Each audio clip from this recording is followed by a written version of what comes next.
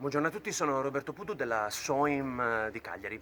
Oggi siamo a Sadali e quello che volevo presentarvi è un bellissimo appartamento molto particolare, molto rustico. Abbiamo questo mini borgo e praticamente questa villa fantastica, indipendente, è sia in vendita che in affitto, che se volete venire ad abitarci ve la posso regalare, un vero gioiellino. E guardate, è molto rustico. Tra l'altro ho anche un cliente insieme a me che vi farà, insomma, vi farà piacere, insomma, accompagnare. Ecco, ve lo presento, signor Rossi. Infatti, vestito Rossi. Venga, signor Rossi, lei mi ha chiamato per vedere questa fantastica villa. Le piace innanzitutto? Fantastica, Sì, sì, sì. parliamo, Venga dentro, venga. Ecco qua. Allora, l'ingresso è praticamente, questo è bello, è argento di Sadali.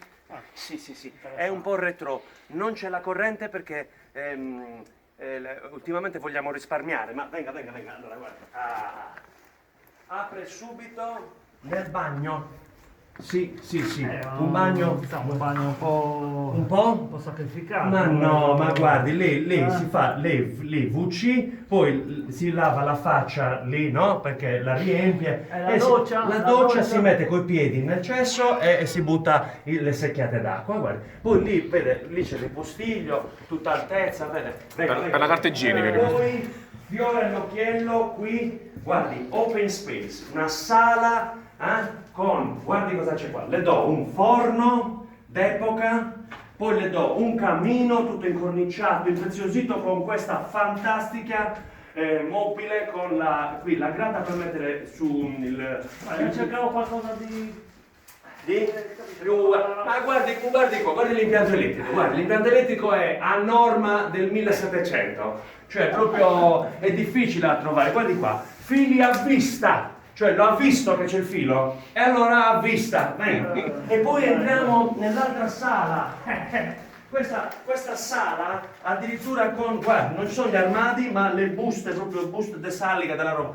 E poi questo, guarda, questo Cercavo qualcosa di più rustico. più rustico. Ma guardi qua, vede questo buco? Pensa che praticamente lei deve passare qualcosa sopra, lei la passa dal buco.